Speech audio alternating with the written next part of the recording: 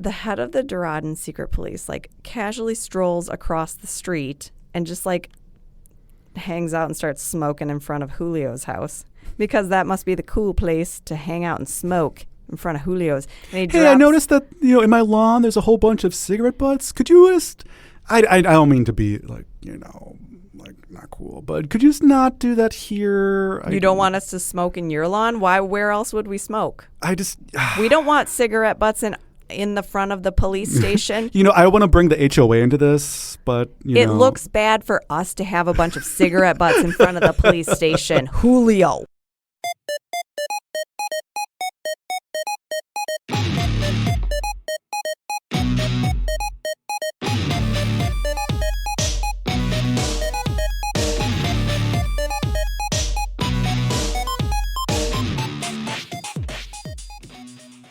All right, well, beware and warning and welcome, everybody. I'm going to do that again because Abby's being sassy.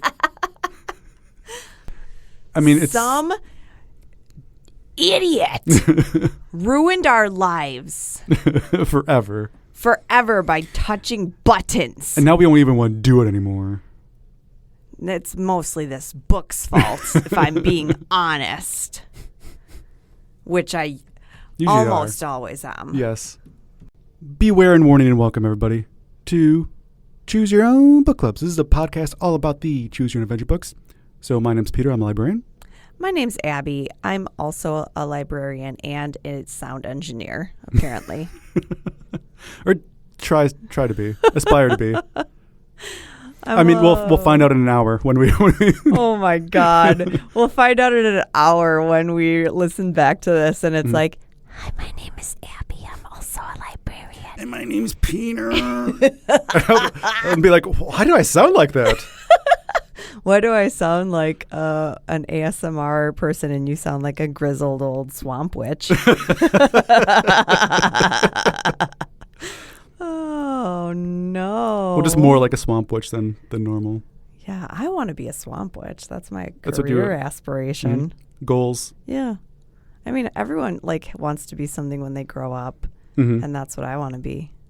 Lure kids into your gingerbread house? No, not that kind. Oh, okay. I want to be a swamp witch. Right. Well, what's the difference? Well, that was in the woods. Sure. Okay. And the woods are not a swamp. Right. I understand. Okay. So when you're a swamp witch, you just befriend all of the friendly swamp critters like frogs, crocodiles, bugs, snakes, stuff like that. And you make potions for people that kind of ruin their life. But in ways that make them realize that they have to fix their own lives and that potions aren't the solution. Right. So you're helping people. Yeah. Wow. Look to the helpers. Exactly. Like swamp witches. Like swamp witches. Go visit your friendly bog witch. Mm-hmm. Support local is what we say. Yeah, shop local. Spend your money in your local bogs and swamps. So yeah, we have a book today to talk about. We're up to number... Abby clearly wasn't a fan. I don't know. I'm interested in talking about this one. So we're up to number 20, Escape by R. Montgomery. Mm-hmm. I wish I could escape this book. Wow. That's just mean. It's the facts. Really? Okay. I didn't think it was bad. I hate it every second. Oh, really? Okay. It always kind of, well, we can get into it. Okay. Yeah. But, so yeah, this is number 20, Escape by R. Montgomery. So yeah, we haven't talked about Montgomery in a bit because we've been talking about Packard a lot. So yeah, this is released in 1983, and that's when the books really start taking off. So yeah, they bring in extra authors like we started talking about last week.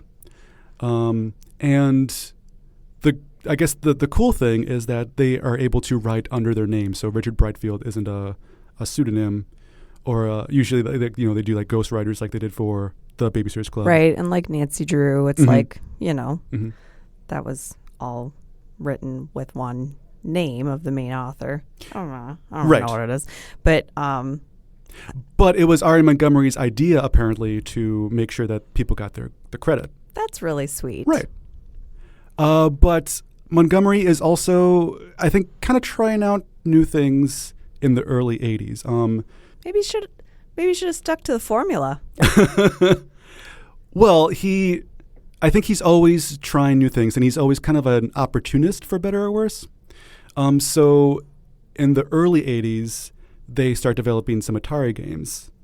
And I think I love Atari. Man, that was fun. Did you have an Atari? I did. That's the only thing we had for the longest time. Really? Mm-hmm. What was your favorite game? None of them are good. No, they're all terrible. But it was fun until you got like your Super Nintendo. Right. And then you were like, what? So that's all we had for the longest time was an Atari. And it was like, we did it, but it was like, we knew this was not fun. Right. And it's like the Pong thing where it's like the bing, bong, bong, bong, ding, dong, dong, dong. And then you get Super Mario Brothers and you're like, shut up. Mm-hmm. We did have Mario Brothers for Atari, and it was not fun. No. Because it was just like an endless, like you couldn't win. There was like an endless loop. Yeah. So anyway, they develop a video game adaptation for Atari. I think it's R.A. Montgomery's idea, and they bring in Shannon Gilligan for this. Does that name sound familiar? No. Because she later becomes Montgomery's wife. Oh! Ooh. That's called a meet cute. They get married. She starts writing for the series. And eventually, it kind of feels like Montgomery starts out as this kind of a publisher for Packard, and slowly as the opportunity arises, he slowly starts turning this into a family business until he and Gilligan are the only owners of the logo and the branding by the end of the run. So it's like, they're just, choosing opportunities. Yes, he's really choosing opportunities, I think, for better or worse. Some of them are definitely landing, some of them aren't. And I think it kind of almost starts with his book in a weird way, because this book series, or this book, Escape, there's a few main characters, and he later tries to do like a spin-off series with two of the main characters in this book. And it's called Trio. I think he does 4 books in the early 90s off of these characters. It doesn't really take off the best because, you're giving me a face. Like, A, I never heard of this before, and B, why would you do that? Right, because there's not like a lot of meatiness. I mean, I do think that, like, hey, there's a lot of like dystopian kind of elements to it that right. We'll get into that. Becomes very popular, but moral of the story is whenever Montgomery gets the chance, he kind of chooses the dynamic path a little bit and kind of chooses to branch out to new opportunities. And usually, sometimes they pan off, sometimes they don't. He's the Abbey. And I'm the Packard. He takes the bold choices. Yes. So anyway, how about let's start talking about this book then? Yeah. Yeah. And so we need to have like sound effects that we had in like. No, we don't. Yeah. We don't, Abby. Sure we do. No. Fart noises. A dog. Woof, woof. So let's get into choose your own summary. Hi-yo. That's the new sound for choose your own. I don't like it. Why? Girl. I'm going to have to cut out so much for this episode. No, this is what's making this episode good. Oh, okay, good. Yeah. I bet. You're welcome, faithful listeners. Okay. So, Abby, you are going to describe this book in 60 seconds or less, but you're going to choose how you want to do it. So, option number 1 is, again, the title of this is called Escape. I'm going to give you a maze, and you're going to try to solve it in 60 seconds. Well, you recycled that fast. You told me you were going to recycle it, and you did it the very next time. It wasn't even like, I'll wait a month or two. It was like, hey, Abby, do a maze. Okay. Because this book was like kind of uninspiring. Like I couldn't really think of like a good second option. I want to know what your other option is now, because I just. Well, because I have the second option is I think What's the second option? Because the second option is usually the one. Are you going to reuse the maze if I don't pick it the next time? You're going to reuse the maze again? It's always going to use the maze. It will always be a maze. It's always a maze. Until I pick it. And even then, it will still be a maze. Okay. What's the next one? So option number 2. Okay, I'm ready. But option number 2 is so there's 3 characters that go along on the journey with you. Mm-hmm. There's Matt, there's Mimla, and then there's Haven. Haven, yes. Haven. There's Haven, and Haven is really nervous. He's sus right away. Not the coolest person in the world. So you're going to do it in your best Haven voice. Okay. So you're doing the maze, right? Okay, I'll do the Haven voice, Okay. I guess. If I could stop laughing. Oh my God. This is ridiculous. Okay. Okay, so 60 seconds starts now. Okay, so I'm a mousy computer programmer. And you even have like a little mouse like stance. And I have computer codes that I have to bring over to a different place. The United States has been divided into 3 different places because it's a dystopian future. And I'm here with a strong, powerful woman, and it scares me. She's the head of the resistance. But I'm not actually scared because I'm the head of the secret police in this bad place. Spoiler alert. But anyway, we have to escape. And there's all these people, and they're trying to escape. And as they're doing it, I'm trying to screw everything up. Blah, blah, blah. My name is Haven, and I suck. All the time we're trying to get away, and I'm just making everything terrible for people. And sometimes we try to get away to play, and I always screw it up. And sometimes we try to run away, and I screw it up. And sometimes we try to drive away, and I screw it up. 5 seconds. The story is, I'm the worst. I'm just going to isolate that part. I'm the worst. It's true. This story should have been renamed I'm the worst. Haven is the worst. He's not a safe haven. Oh, that was good. That'd be your tagline. He's a sucky haven. Anyway, let's talk about Escape. The book that you love the most. The book that I wish I could run away from. Bleh. Bleh. Barf sounds. Okay, go. Okay, well, we'll get into it. So it starts out like this. You are one of the leaders of a spy mission operating in the country of Dorito. Well, it looks like Dorito, but it's Dorado. Spicy nacho. You have just broken out of a maximum security prison run by the Dorandan secret police. Your escape has just begun. Basically, this is a dystopian future. In 2035, by the way, this is the future. Oh, you have 2035? Yeah. Okay, so let's just back up. Yeah, we're in 2 different publications right now. Yes, so you're reading the original, I'm reading the re-release. Yeah, what year is yours in? Mine's in 2045. Ooh, so you're a little further in the future. Yeah. So we'll have to see what the differences are in ours. Yeah. This is always fun when we're reading 2 different editions because usually there's some differences. Sometimes there's not, but usually there are. Usually it's because there's like some, ooh, they added in technology, or, oh, there was a drug reference that they dropped. Right.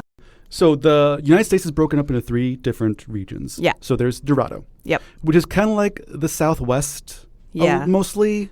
It doesn't specifically say. Right. It doesn't include, or it does include like Texas and kind of, in my book, it includes like the actual layout of where those places are. Oh, okay. Yeah, because mine is more ambiguous a little bit. Oh. So, but it's still like, it's like New Mexico, that area, definitely Texas. Mm-hmm. So mostly Southwest. Yeah. The other place that you're trying to get to is Tortalia. Yeah.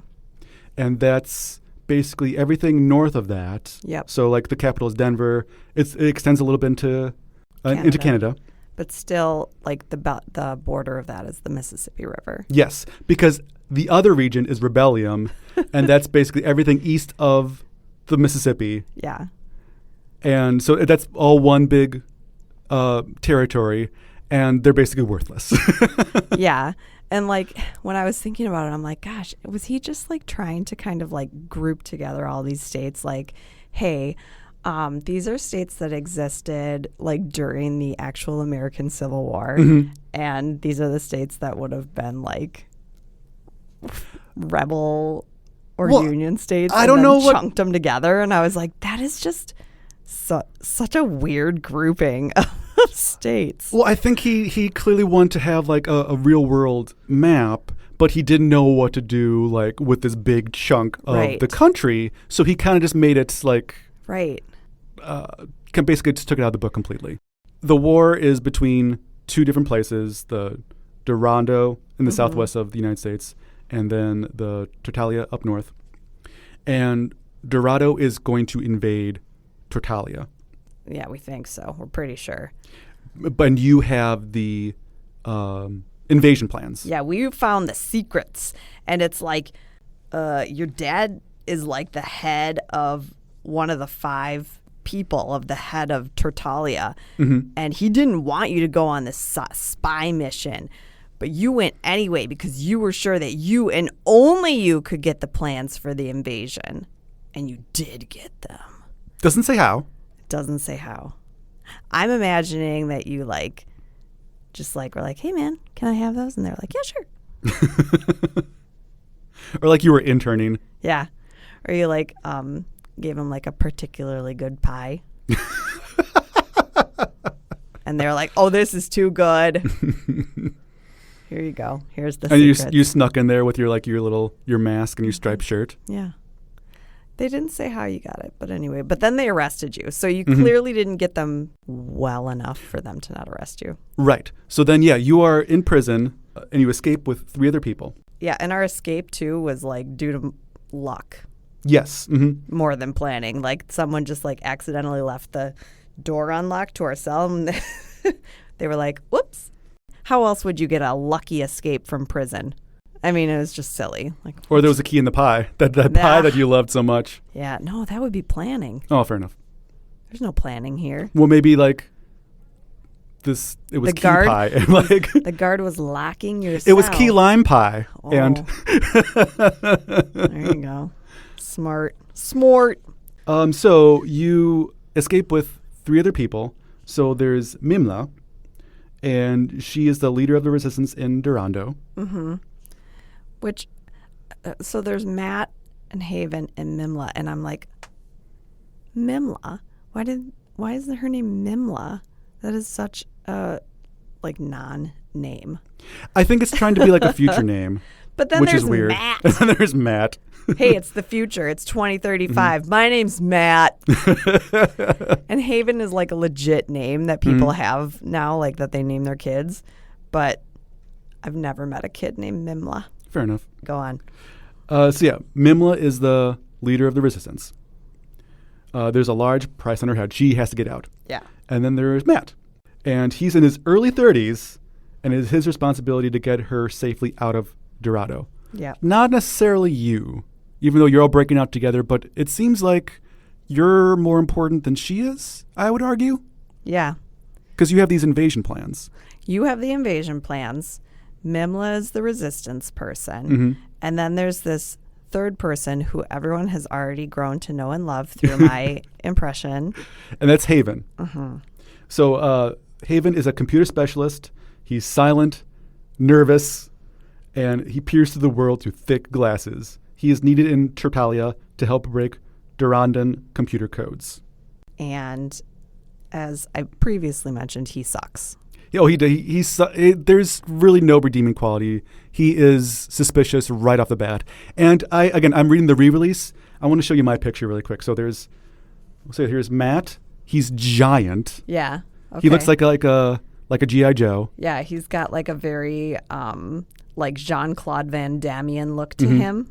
I see that. Okay. And then there's Mimla. And she looks kind of like a freedom fighter-esque lady. Your Mimla looks cooler than mine. Oh, okay. But I want to show you my Haven. Oh. Look how small he looks. Like Matt looks like he's 7 feet tall. Yep. And Haven looks like he is like 3 kids stacked on top of each other. Yeah, he's 3 kids in a trench coat. I'm going to show you my picture because it's also hilarious. Oh, boy. In mine, Matt's this like David Hasselhoff looking guy. Yes. Mimla is like a busty Angelica Houston looking lady. And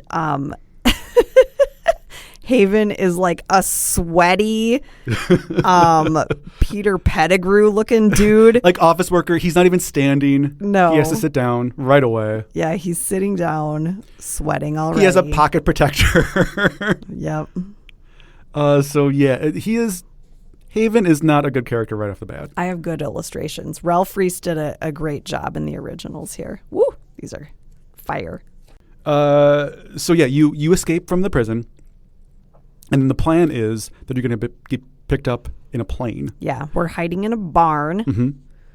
And a buddy from Tertalia is coming to pick us up in Dorado in a Windmaster twin-engined motor glider at a specific time.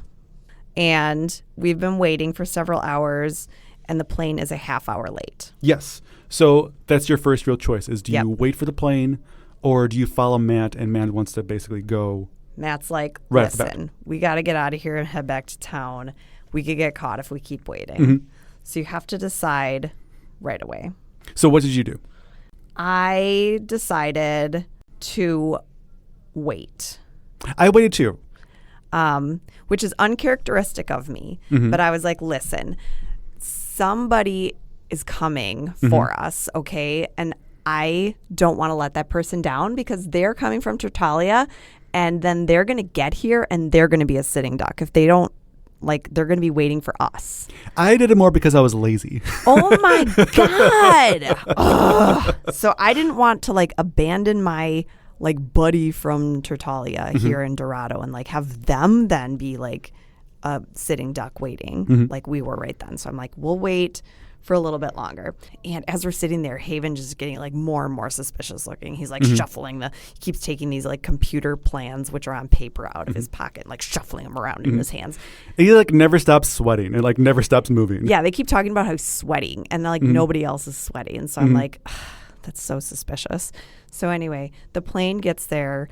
It gets there a little bit later. But right when it lands, like the wing dips and you're like, oh, that's really weird. Bill is such a good pilot. He wouldn't do that. So the plane lands and Bill, you get into the cockpit, is unresponsive. Yes. You're like, oh no. So you're like, oh crap, Bill had a heart attack or something. So you don't know what happened, but Bill is unresponsive. Yes. So then you have to decide if you're going to fly off in the plane because you see a big column of dust coming and you're like, oh no, that's the Doradan police force coming. They're going to get us. Or you can take a truck. Yeah, there's a truck sitting nearby. And so you're like, okay, we can take the plane, we can fly off in the plane, or we can take the truck. And it specifically says that you have piloting skills and so does Matt. Yes. Which usually like you have no skills at all, which I thought was interesting that like you actually come into this book with knowledge and like agency a little bit. Yeah, which is cool. Yeah. But also like there's no illustrations of you in this book. Like there's illustrations of the other people, but I had no illustrations of myself. So I didn't know my, and a lot of them it's like there's a picture of you and you're like a young teenager or a kid. There was no illustrations of you. So you have no idea. Like, but maybe that's either good or bad because then you can kind of picture yourself. Right. So like if you're a kid and you're reading this, you can kind of picture like, okay, I'm like, at least maybe I'm like an older person who's like the same age or like a young adult. Or your gender too. It's not based on gender then either. So then you have to decide, are you going to fly off in the plane or are you going to take the truck? Right. I decided to take the truck because I was like, okay. If I fly off in the plane, they're going to see a plane taking off. I mean, if I take the truck, maybe I can drive on like some brush or grass or something that wouldn't kick up a lot of dust and they wouldn't see it quite as much. We decide to take the truck, and I hate that they make you abandon Bill when you take the truck. Oh, I didn't remember that part. Yeah, you abandon Bill. You have to abandon him. Because why? Like there's not enough seats? There's enough seats in a Blazer. Nope, no time. No time. Well, there's enough time for me to unload the plane and grab the mini machine gun and all of this other stuff and then load it up into the Blazer. So then we're like, as we're like driving away, we're like talking and stuff. And we're like, okay, we're like, instead of flying away, we're doing this. And then we're driving and I'm talking to Matt like, okay, we're going to do this. We're going to drive here and we're going to do this stuff. And then we hear this like boom. And we see the plane behind us get blown up. And we're like, oh, I think they found the plane. I think they saw it. Then we're thinking to ourselves, okay, if they saw the propellers still going, they thought the plane was going, so they thought maybe we were on the plane, so maybe we're safe. Maybe they're not following us. So then we're thinking that. And then Haven is just looking like twiddling his non-mustache because he can't grow one. Yeah. And it's like looking. And he's still like sweating and being all like weird and suspicious. But then at one point you're driving away and you're driving through all this like brushland and stuff. So you're not on a road.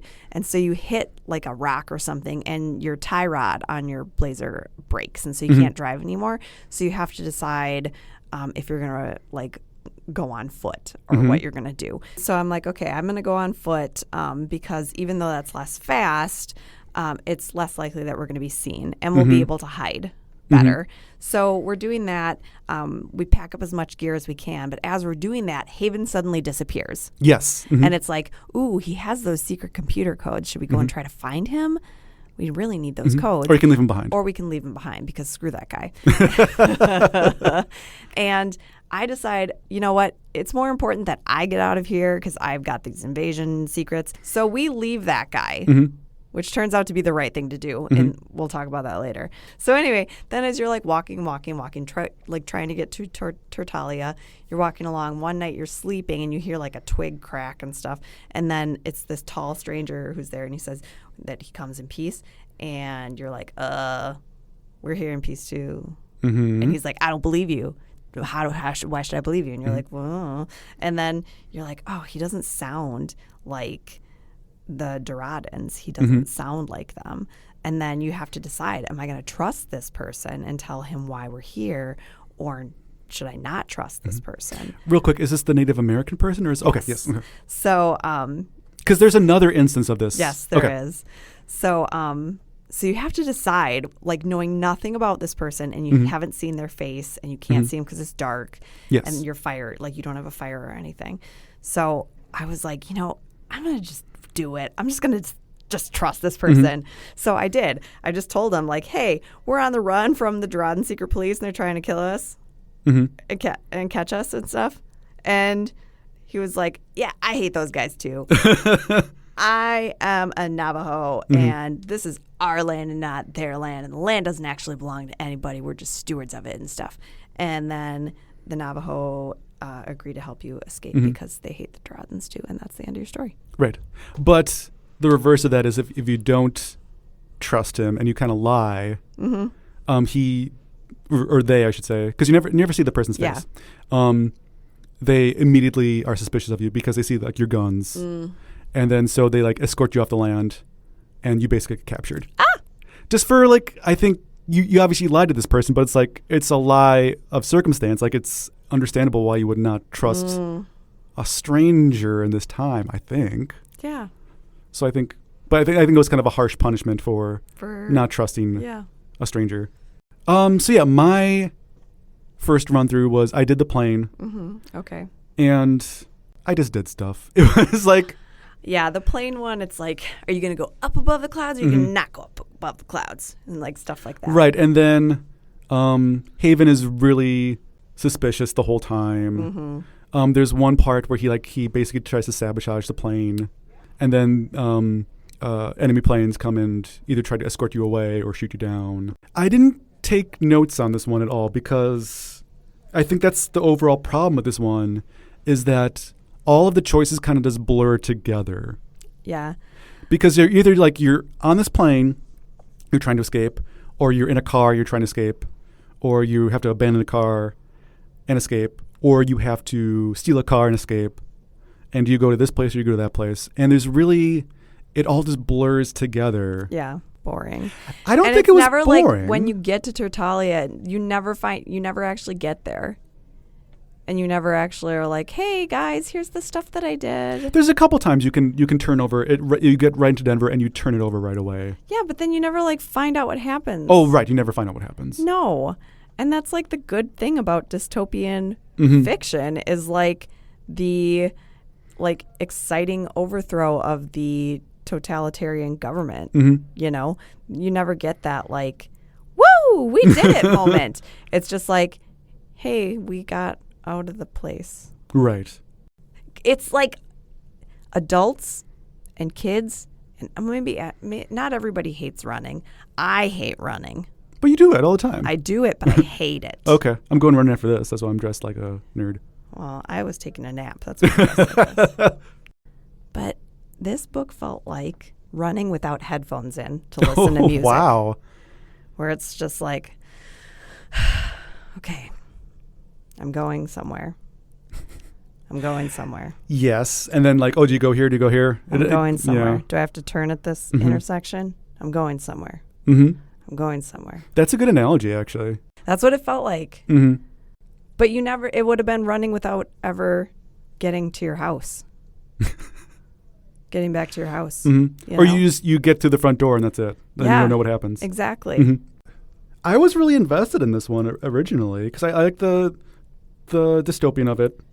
And I like the kind of the grounding of this. Montgomery usually doesn't do this. He usually does like kind of worldwide adventures. Right. Or he does sci-fi. No aliens popped up in this. this. No aliens popped up in this at all. Not a one. one. And so I love the setup for this. I thought it was so good it didn't really feel like a Montgomery at first. It was unique. We haven't had any other ones like this. A lot of times, like we've noted, Packard and Montgomery, because they were the only two writing for so long, they weren't really communicating what they were writing with one another. So, one would put a space book out and then 2 books later, another space book would come out. Very different styles, very different approaches. Right. But it's like, oh, I just read a space book. Right. Oh, I just read an underwater book. This one was very different. Like we haven't had a dystopian United States. Exactly. Yes. And so, yeah, I love that approach for this. If I read this as a kid, I would have just gotten like 2 different branches and I'd be like, okay, I'm done. Yeah. Because all the branches are more or less the same. Either you, like I said, you take the plane or you don't. You take a car or you don't. You walk on foot or you don't. Yeah, and you escape, but there's nothing that you get to do once you escape. Or you don't escape and you die. And the reveal is always usually, if there is a twist, the reveal is always that Haven was bad. Yeah, it's literally always that. And it's like, oh. And if you screw up, it's usually because you trusted Haven or you followed Haven when he ran off. Yeah. And I appreciate that R.A. Montgomery kept Haven being consistently because he usually bad. Doesn't. Yeah. Usually his branches are different or have some inconsistencies between one or the other. But this time Haven was sucky every which way. Every which way. Yeah. But initially when Matt asks you right away if you want to wait for the plane, we both waited for the plane. But if you don't wait for the plane and you take the truck back to, I can't remember where you're supposed to go initially, back to his friend's place in like Albuquerque or something. And it's like Julio. You can wait at a house. Yeah, you can wait at Julio's house in Albuquerque. And there's a good detail when you go to the house because everyone's like talking around, talking and trying to come up with next steps. And it describes Haven as like trying to blend in with the furniture because he's just so awkward.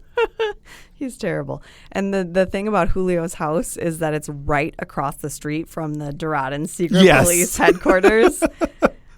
And which is a detail that I loved. But yeah. Just watering his lawn or just mowing his lawn and just being like, hey guys. What's up? I think your mail got mixed up with mine. Yeah. Could you actually mow a little bit more frequently? Because when your lawn is a little too long, it attracts a lot of mosquitoes. To the also area. Standing water. I'm noticing a lot of standing water. A lot of standing water because you've got a lot of like mugs out there. I don't know why. What's with all the mugs outside? Anyway. Anywho-zy, what-zy, I don't have anyone hiding inside. I'm not part of the resistance. Totalia forever. Bye. There's a couple of different things that happen, but pretty much every time you end up having the secret police raid Julio's house.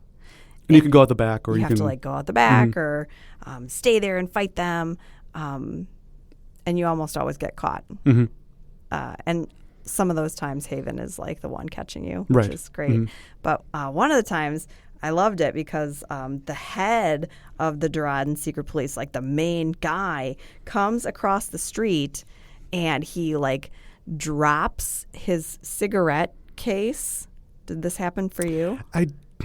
Sounds familiar, but can you Yeah, Remind me? so the head of the Duraden secret police like casually strolls across the street and just like hangs out and starts smoking in front of Julio's house because that must be the cool place to hang out and smoke in front of Julio's. And Hey, I noticed that, in my lawn there's a whole bunch of cigarette butts. Could you just I don't mean to be like, like not cool, but could you just not do that here? You don't want us to smoke in your lawn? Why? Where else would we smoke? We don't want cigarette butts in the front of the police station. I want to bring the HOA into this, but it looks bad for us to have a bunch of cigarette butts in front of the police station. Julio, be a nice person. Okay, so what are you bringing to the barbecue? Baked beans.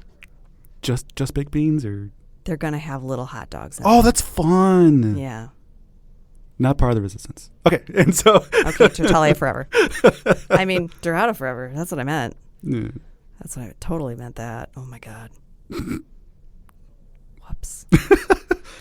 So anyway, please. We had a little skit there. I liked it. We're gonna throw in skits every now and then. Improv skits. Okay, so Duraden secret police guy comes across the street, starts smoking, and then like surreptitiously drops his smoke pack right by the door in the gutter.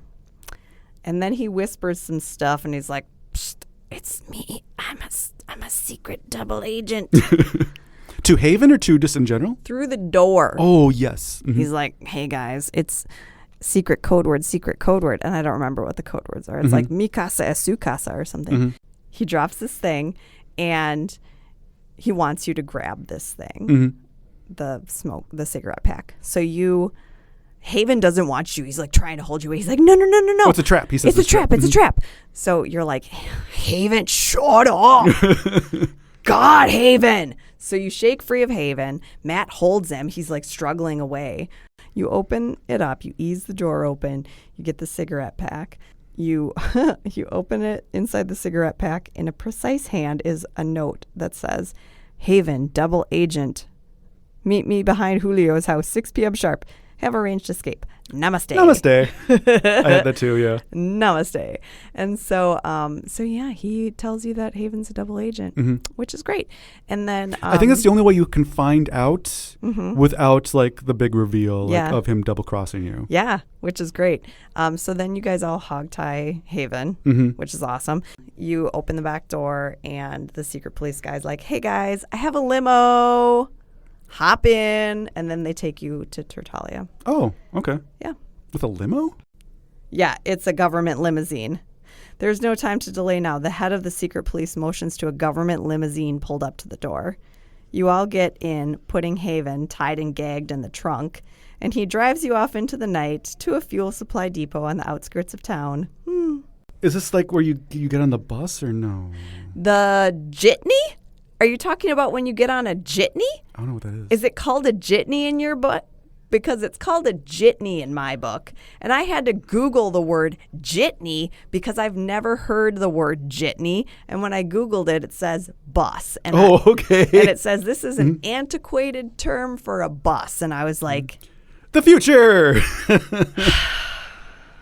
So I think there's another path where you're kind of waiting in the house. Julio has a plan for you to escape. Or you can go with Haven, and he's like, "Hey, I have a friend." Wink. And, he can... And this is the first time that Haven has said anything. Yeah. And Haven's like, "Hey, I have a friend." No, you don't. Haven, you have no friends. You're like, so Haven, how could you have any friends? And then, so yeah, Haven's like, "Hey, I have this friend. He can pick us up." And then if you follow that path, obviously, you get caught. Yeah. But if you follow Julio's plan, like he drops you off at the bus station, and... this is the description. So the night passes slowly. In the early dawn light, you slip one by one at 4-minute intervals into the alley behind the house. Matt is dressed like an old woman. I love that. Which, according to my illustrations, this guy is like 7 feet tall. Yeah. I mean, it's like a grandma who used to play basketball in college. Exactly, yeah. Yeah.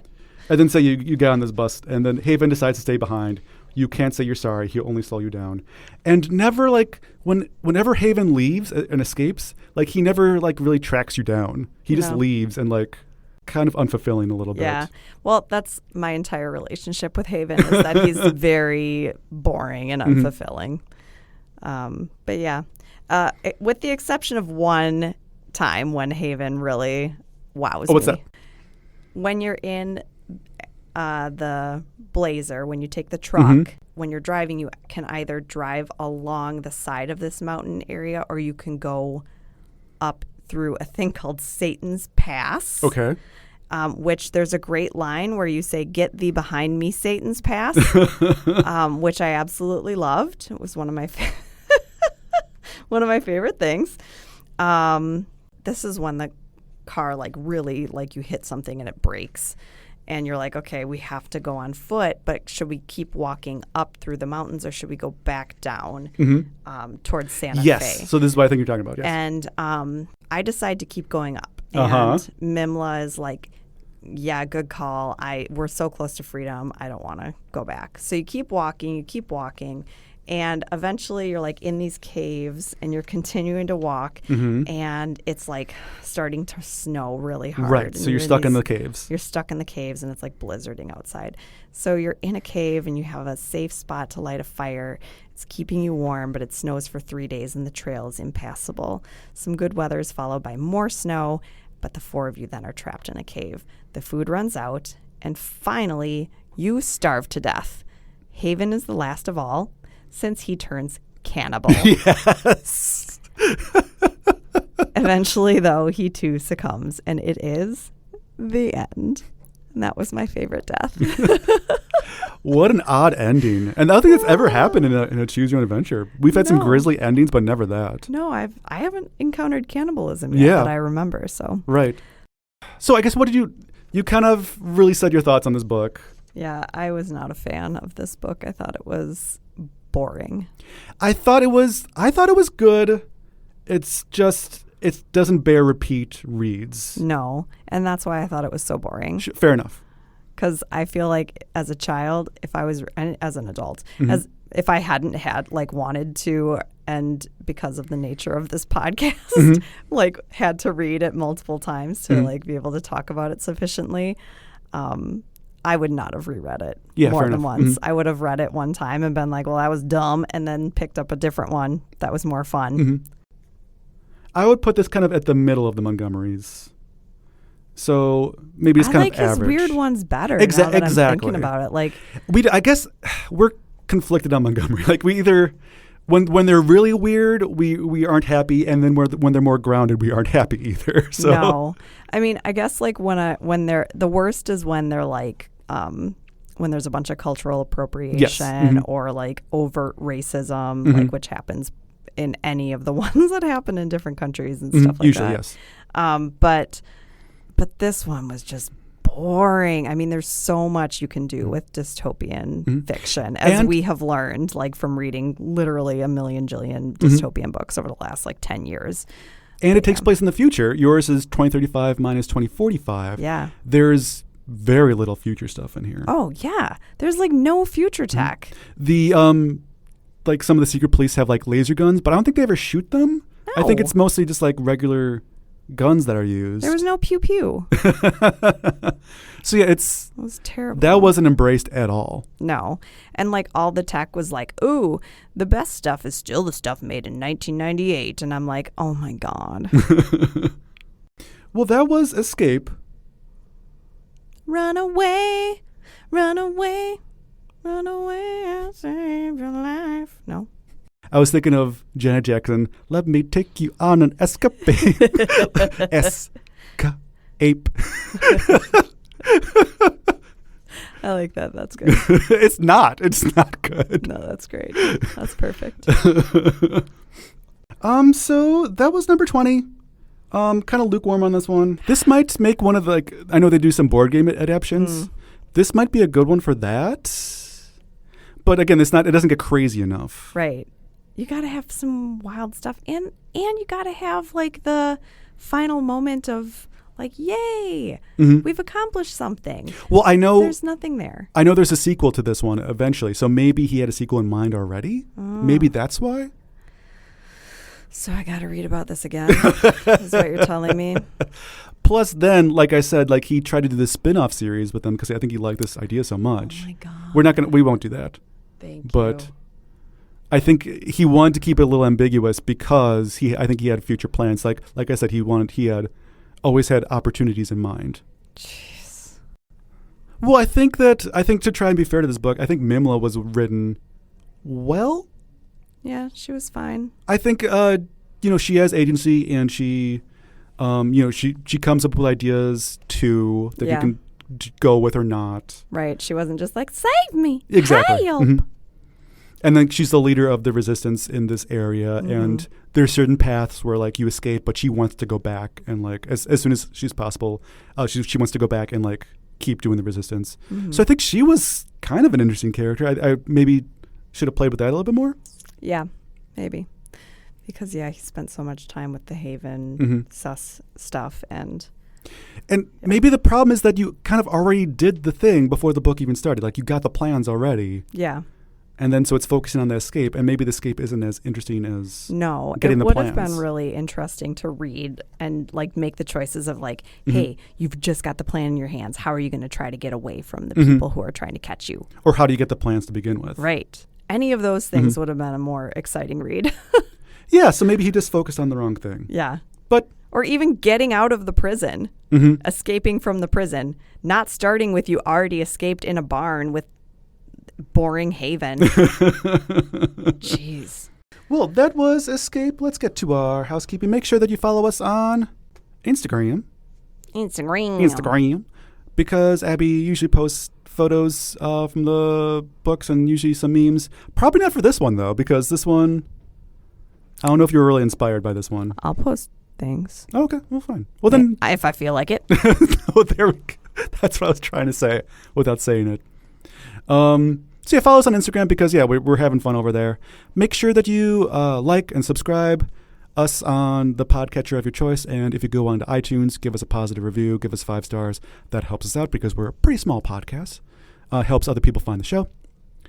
And I think that about does it. Our next book is going to be a little bit of a surprise. Because we're stepping away.